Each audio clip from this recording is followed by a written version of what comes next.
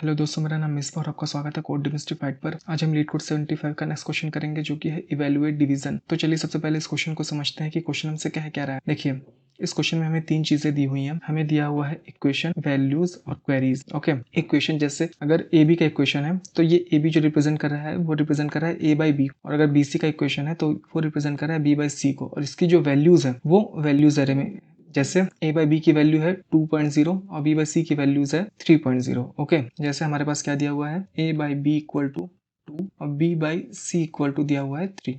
ठीक है, अब हमें करना क्या है, हमें हमारे पास जो क्वेरीज दी हुई है उनकी वैल्यू निकालनी है। जैसे हमारे पास ए सी दिया हुआ है, ए सी का मतलब हमें ए बाई सी की वैल्यू निकालनी है। अगर बी ए दिया हुआ है तो हमें बी बाई ए की वैल्यू निकालनी है। उसी तरह अगर ए बाई ई दिया हुआ है तो हमें ए बाई ई की वैल्यू फाइंड करनी है। उसी तरह ए बाई ए की वैल्यू फाइंड करनी है और एक्स बाई एक्स की वैल्यू फाइंड करनी है। ठीक है, तो ये बेसिकली हमें क्वेश्चन में दिया हुआ है और इन सारी वैल्यूज को निकाल के हमें रिटर्न करना है। ठीक है, अच्छा आप एक चीज और भी समझ लीजिए, जैसे हमें ए बाई ई की वैल्यू फाइंड आउट करने को बोला गया है तो a बाई ई के लिए वैल्यू होगी -1। क्यों? क्योंकि जो कैरेक्टर इक्वेशन में प्रेजेंट नहीं होगा, जैसे a बाई ई के केस में e जो है प्रेजेंट नहीं है इक्वेशन में, यहाँ पर a है, b है और c है। ठीक है, लेकिन e प्रेजेंट नहीं है, तो जो कैरेक्टर इक्वेशन में बेसिकली प्रेजेंट नहीं होगा उस केस के लिए हम -1 रिटर्न करेंगे। जैसे a बाई ई की वैल्यू कितनी हो जाएगी, a बाई ई की वैल्यू -1 हो जाएगी, ये क्वेश्चन में दिया हुआ है। उसी तरह x आप अगर चेक करेंगे तो x इक्वेशंस में नहीं है। ओके, इक्वेशंस में नहीं है तो इस केस x बाई एक्स की वैल्यू हम कितनी रिटर्न करेंगे, -1। ठीक है, बाकी जो क्वेरीज हैं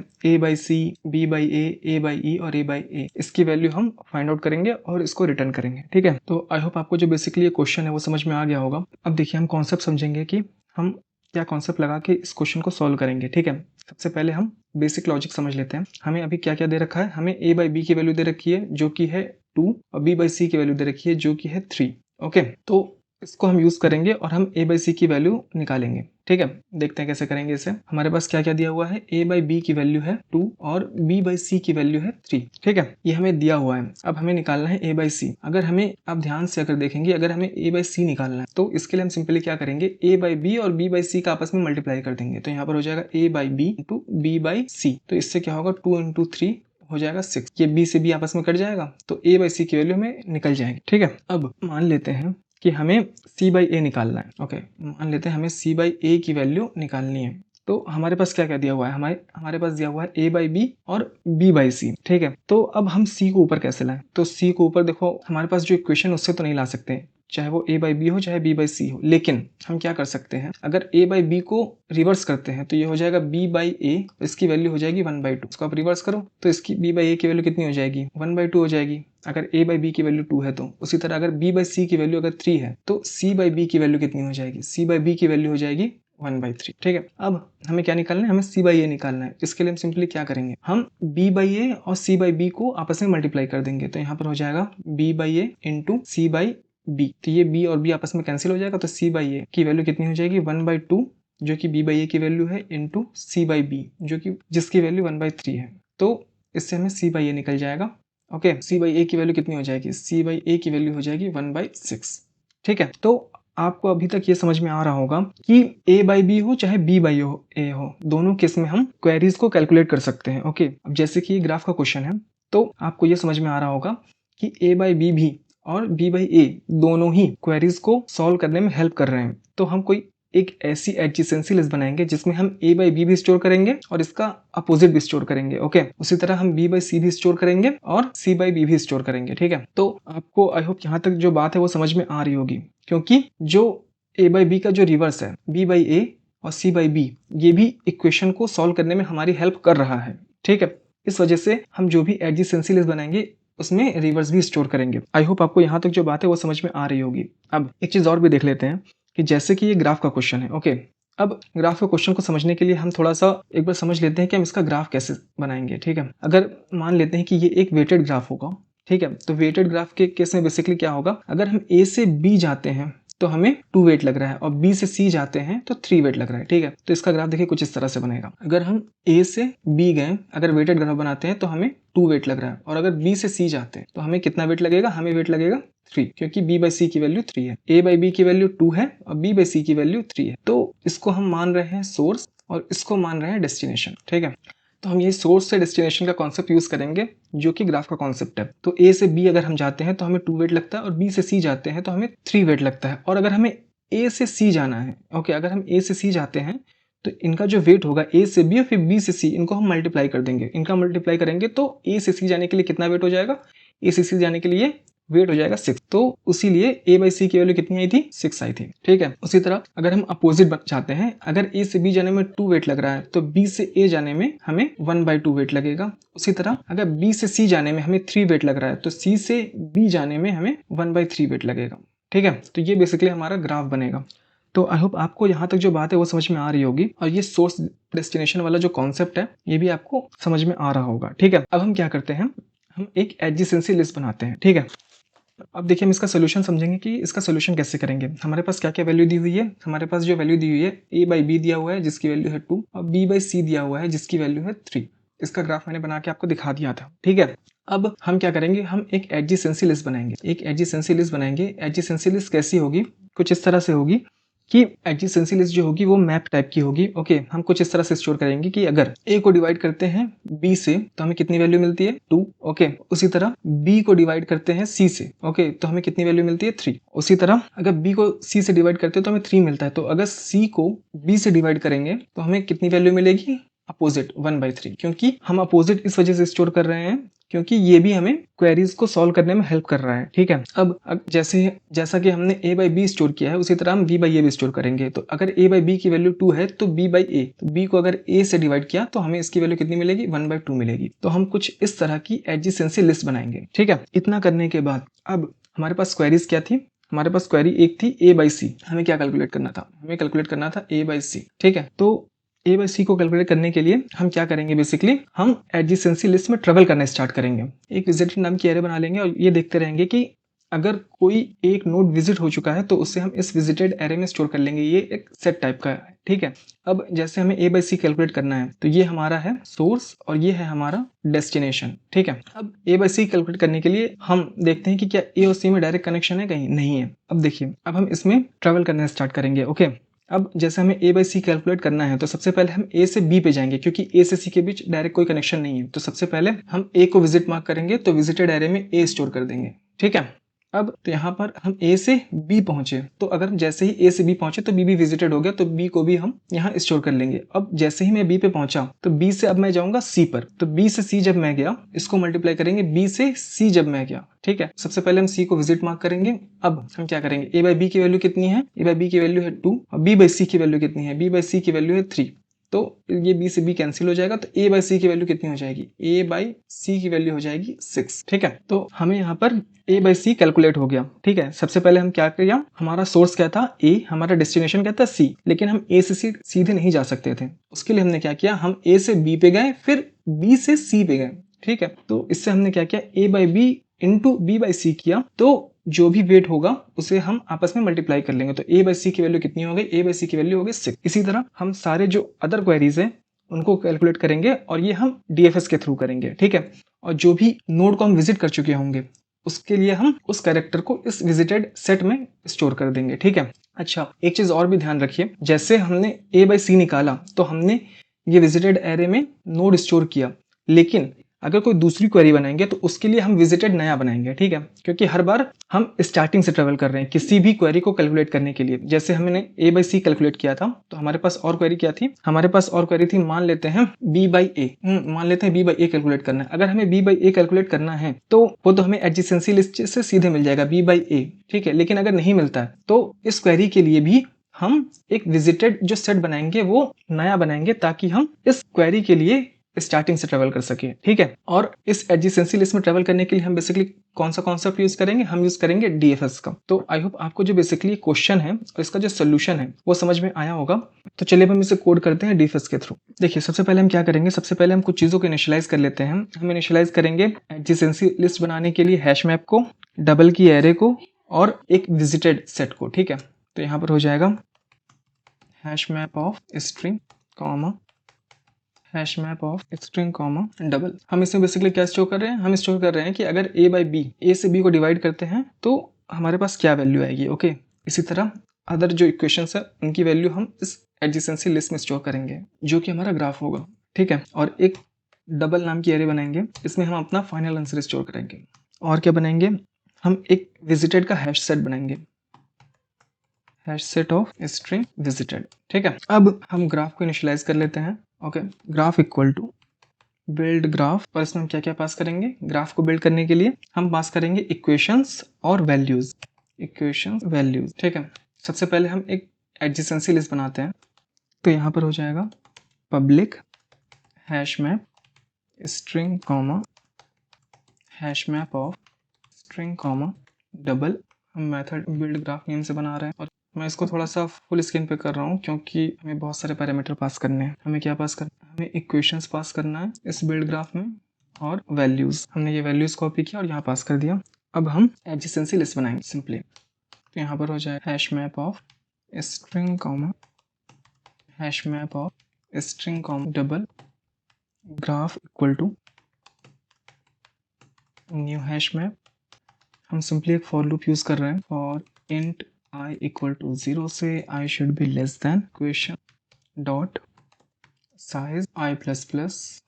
अब हम डिवाइडेंड और जो डिवीजर है उनको हम सेपरेट करेंगे और हम स्टोर करेंगे किसमें, एडजेसेंसी लिस्ट में। ओके, हमारे पास ये जो ग्राफ है ये एक एडजेसेंसी लिस्ट होगा। ठीक है, तो यहाँ पर क्या हो जाएगा, simply string dividend equal two equations dot get i dot get 0। ठीक है, उसी तरह हम डिवाइडेंड निकाला है तो डिवीजर भी निकालेंगे। ठीक है, डिवीजर गेट 1। ठीक है, इतना करने के बाद हम करेंगे double value equal to values of i। ठीक है, तो हमने डिवाइडेंड निकाला, डिवीजर निकाला और वैल्यू निकाली, किससे, वैल्यूज की एरे से। ठीक है, इतना करने के बाद अब हम ग्राफ में वैल्यू पुट करेंगे। तो यहाँ पर हो जाएगा graph dot put if absent, यहाँ पे डिवाइडेंड कॉमा न्यू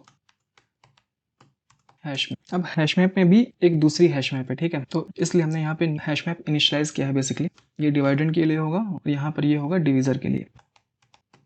अब हैश मैप इनिशियलाइज करने के बाद हम सिंपली क्या करेंगे, graph dot gate dividend. Okay, dividend dot put divisor comma value. अब हमने जैसे a बाई बी स्टोर किया है तो हम b बाई ए भी स्टोर करेंगे। ठीक है, ये हमने बताया था क्योंकि a बाई बी और b बाई ए दोनों ही क्वेरीज को सॉल्व करने में हमारी हेल्प कर रहा है। ठीक है, तो हम यहाँ पे डिवीजर लिख देंगे और यहाँ पे डिवाइडेंड, और जो भी वैल्यू होगी उसका अपोजिट शो करेंगे। अगर वैल्यू हमें जो भी दी होगी उससे हमने 1 से डिवाइड करके स्टोर किया। ओके, मतलब हमने रिवर्स वैल्यू स्टोर की। अगर a बाई बी स्टोर कर रहे हैं तो b बाई ए भी हमने स्टोर किया।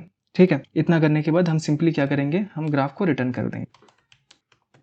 ठीक है, हमने यहाँ पे ग्राफ बना लिया। अब ग्राफ बनाने के बाद बेसिकली हम क्या करेंगे, हम फाइनल आंसर को इनिशियलाइज कर लेते हैं। Final answer equal to new double, इसकी साइज कितनी होगी, क्वेरीज के साइज के बराबर। ओके, क्योंकि हमारे पास जितनी क्वेरीज हैं उतनों को ही सॉल्व करके उन्हें रिटर्न करना है। ठीक है, इतना करने के बाद हम सिंपली क्या करेंगे, एक फॉर लूप लगाएंगे। फॉर लूप क्या लगाएंगे, फॉर लूप लगाएंगे हम क्वेरीज में।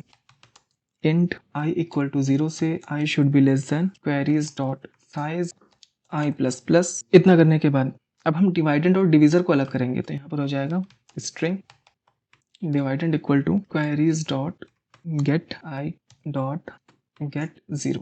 ठीक है, हमने यहाँ पे डिवाइडेंड निकाल लिया और इसी तरह हम डिवीजर भी निकाले, और यहाँ पर get i dot get of 1। ठीक है, हमने डिवाइडेंड और डिवीजर निकाल लिया। अब हम क्या करेंगे, अब हम चेक करेंगे कि क्या जो भी डिवाइडेंड और डिवीजर है वो एडजेसेंसी लिस्ट में प्रेजेंट है कि नहीं है। ठीक है, अगर प्रेजेंट नहीं होगा उस क्वेरी के लिए हम सीधे -1 रिटर्न कर देंगे। ठीक है, if not graph dot contains की डिवाइडेंड और नॉट ग्राफ डॉट कंटेन्स की डिवीजर। हम बेसिकली यहाँ पे ये चेक कर रहे हैं कि डिवाइडेंड और डिवीजर ऐसा तो नहीं है जो कि एडजेसेंसी लिस्ट में है ही नहीं। अगर ऐसा कोई केस मिलता है तो उस केस में उस क्वेरी के लिए हम सिंपली -1 रिटर्न कर देंगे। तो यहाँ पर हो जाएगा final answer of i equal to -1। ठीक है, एल्स हम क्या करेंगे, हम एक विजिटेड नाम की सेट बनाएंगे। Okay, visited equal to new hash set, और फिर क्या करेंगे, हम एक 1 साइज की एरे बनाएंगे। Okay, double answer equal to -1.0। Okay, और एक टेम्प वेरिएबल बनाएंगे जो कि डबल टाइप का होगा, इसमें हम 1.0 स्टोर कर देंगे। ठीक है, इतना करने के बाद हम क्या करेंगे, हम DFS चलाएंगे। ओके, DFS चलाएंगे किसका, एडजेसेंसी लिस्ट पर। तो यहाँ पर हम पास क्या क्या करेंगे, पास करेंगे डिवीजर डिवाइडेंड, डिवाइडेंड पास किया, डिविजर पास किया, आंसर पास किया और टेम्प वेरिएबल पास किया। ठीक है, इतना करने के बाद अगर फाइनल आंसर की वैल्यू हमें मिलती है तो ठीक है, और अगर नहीं मिलती है फाइनल आंसर के ith इंडेक्स पे हम बेसिकली क्या स्टोर करेंगे, हम स्टोर कर देंगे आंसर ऑफ 0। यहाँ पे बेसिकली क्या कर रहे हैं, अगर हमें फाइनल आंसर की वैल्यू मिलती है तो ठीक है, और अगर नहीं मिलती है तो हम वहाँ पे -1 स्टोर कर रहे हैं, क्योंकि आंसर ऑफ 0 की वैल्यू हमेशा क्या है, -1 है। ठीक है, तो आई होप आपको यहाँ तक जो बात है वो समझ में आ रही होगी। और इतना करने के बाद हम सिंपली क्या करेंगे, फाइनल आंसर को रिटर्न कर देंगे, रिटर्न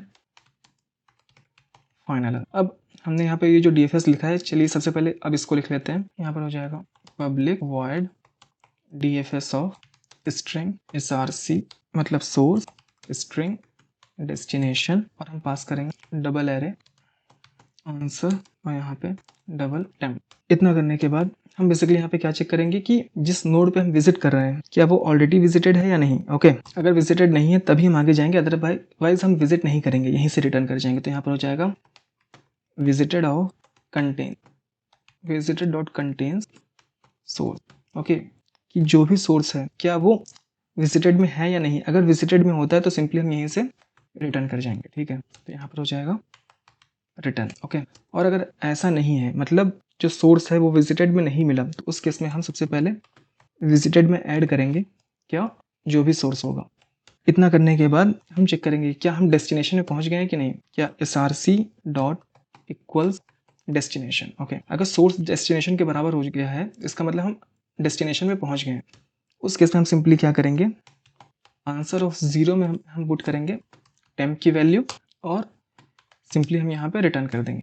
ठीक है, इतना करने के बाद हम एक फॉर लूप चलाएंगे सिंपली किस पर, एडजेसेंसी लिस्ट पे। तो यहाँ पर हो जाएगा map dot entry string com double entry colon graph dot gate source dot entry set. अब हम सिंपली क्या करेंगे, नोड की वैल्यू और वैल्यू की वैल्यू निकालेंगे। ठीक है, हम नोड और वैल्यू निकालेंगे। ठीक है, तो यहाँ पर हो जाएगा any equal to entry dot get key string val equal to entry dot get value. यहाँ पर यू एक्स्ट्रा लग गया है। इतना करने के बाद तो हम सिंपली एक DFS कॉल लगाएंगे। DFS कॉल में क्या क्या स्टोर करेंगे, हम स्टोर करेंगे any मतलब जो कि हमारा सोर्स होगा, डेस्टिनेशन, फिर उसके बाद आंसर पास कर रहे हैं और हमारे पास जो भी वैल्यू आएगी टेम्प की, ओके, उसमें हम मल्टीप्लाई क्या करेंगे, मल्टीप्लाई करेंगे हम हमारे पास जो भी वैल्यू आएगी। ठीक है, इस वैल्यू को हम मल्टीप्लाई करते चले जाएंगे। ओके, हम यहाँ पे सिंपली यही कर रहे थे, जैसे हमें यहाँ पर अगर A/C निकालना था तो हमारे पास जो भी वैल्यू थी A/B और उसको मल्टीप्लाई करते जा रहे थे B/C से, तो हम ये वही चीज़ यहाँ पे कर रहे हैं। हमारे पास जो भी टेम्प की वैल्यू आएगी उसमें हम वैल की वैल्यू से मल्टीप्लाई करते चले जाएंगे। ठीक है, और जब भी सोर्स डेस्टिनेशन के बराबर हो जाएगा इसका मतलब हमें डेटा मिल गया है उस क्वेरी के लिए, तो आंसर ऑफ 0 में हम टेम्प की वैल्यू स्टोर करेंगे और यहीं से रिटर्न कर जाएंगे। ठीक है, और अगर कोई ऐसा केस मिलता है जहां पर आंसर ऑफ 0 की वैल्यू हमें नहीं मिली, ठीक है, तो आंसर ऑफ 0 की वैल्यू में हमने यहाँ पे क्या स्टोर कर रखा है, -1, तो वही फाइनल आंसर ऑफ i में -1 स्टोर होगा अदरवाइज। ठीक है, हमने सबसे पहले क्या किया है, हमने एक एडजेसेंसी लिस्ट के लिए एक ग्राफ बनाया है। Okay, graph hash map of hash map type का होगा। ओके, हमने A/B और B/A दोनों की वैल्यू स्टोर की है। ओके, अगर A/B की वैल्यू होती है तो B/A की वैल्यू 1/वैल्यू होगी। ठीक है, मतलब अपोजिट हम स्टोर कर रहे हैं। ठीक है, इतना करने के बाद हम बेसिकली क्या कर रहे हैं, हम चेक कर रहे हैं कि क्या जो भी डिवाइडेंड और डिविजर है क्या वो ग्राफ में है भी या नहीं। अगर ग्राफ में नहीं है तो उस केस में हम फाइनल आंसर ऑफ i की वैल्यू हम क्या पुट कर दे रहे हैं, -1। ओके, इसका मतलब ये हुआ कि अगर कोई भी कैरेक्टर जो इक्वेशन में नहीं है उस क्वेरी के लिए हम बेसिकली -1 रिटर्न कर रहे हैं। उसके बाद हम क्या कर रहे हैं, हम विजिटेड हैश सेट बना रहे हैं। इसमें हम बेसिकली स्टोर कर रहे हैं कि कौन कौन सी नोड विजिट हो चुकी है, और हर क्वेरी के लिए एक नया विजिटेड बनेगा, क्योंकि हम हर बार स्टार्टिंग से ट्रेवल करना स्टार्ट कर रहे हैं। ओके, हम एक सिंगल साइज की एरे बना रहे हैं आंसर जो कि डबल टाइप की है और इसमें -1 स्टोर कर रहे हैं। ठीक है, इतना करने के बाद हम एक टेम्प वेरिएबल ले रहे हैं जिसमें हमने 1.0 स्टोर किया है। अब हम DFS कॉल लगा रहे हैं। DFS में बेसिकली क्या कर रहे हैं, DFS में सबसे पहले हम चेक कर रहे हैं कि क्या जो भी सोर्स है, SRC जो है मतलब ये जो सोर्स है ये डिवाइडेंड है और डेस्टिनेशन जो है ये डिविजर है। ओके, तो जो भी सोर्स है अगर वो विजिटेड सेट में ऑलरेडी है तो इस केस में हम सिंपली रिटर्न कर जा रहे हैं। अदरवाइज हम क्या कर रहे हैं, हम विजिटेड में सोर्स को ऐड कर रहे हैं और चेक कर रहे हैं कि क्या सोर्स डेस्टिनेशन के बराबर हो गई है। अगर सोर्स डेस्टिनेशन के बराबर हो चुकी है तो आंसर ऑफ 0 में हम टेम्प की वैल्यू स्टोर कर रहे हैं सिंपली और यहाँ से रिटर्न कर जा रहे हैं। और उसके बाद हम बेसिकली क्या कर रहे हैं, हम एक फॉर लूप लगा रहे हैं। फॉर लूप किसके लिए लगा रहे हैं, एडजेसेंसी लिस्ट में ट्रैवल करने के लिए हम यहाँ पर दो वैल्यू गेट कर रहे हैं। ओके, एक नोड की वैल्यू और एक वैल की वैल्यू। ठीक है, इसको निकालने के बाद हम सिंपली टेम्प में वैल को मल्टीप्लाई करते जा रहे हैं। ठीक है, हमारे पास इससे बेसिकली क्या होगा, हमें जो भी क्वेरी को कैलकुलेट करना होगा उसकी वैल्यू हमें यहाँ से मिलेगी। टेम्प इंटू वैल, जो मल्टीप्लीकेशन का काम है वो यहाँ पे हो रहा है। ओके, तो ये बेसिकली डीएफएस है हमारा।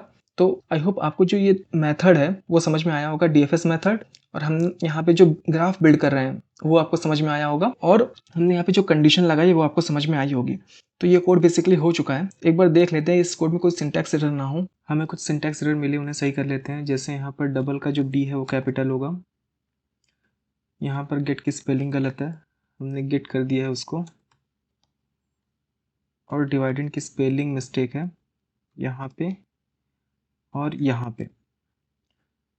और एक मिस्टेक और है, यहाँ पर जो वैल्यू है वो डबल टाइप की है, स्ट्रिंग टाइप की नहीं है। तो जो भी सिंटैक्स एरर थी हमने उसे रिजॉल्व कर लिया है। अब हम इसे एक बार रन करके देखते हैं।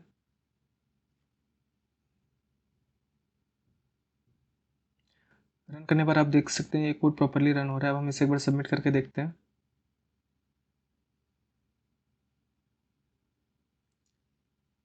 सबमिट करने पर भी आप देख सकते हैं कोड प्रॉपर्ली सबमिट हो रहा है।